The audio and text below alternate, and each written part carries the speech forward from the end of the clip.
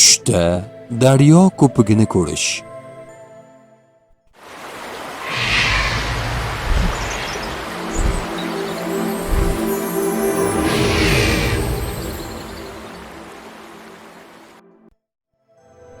Ibn Sirin aytadiki, tushdagi daryo va dengiz ko'pigi podshohdan yoki ulug' bir odamdan yetadigan foydadir.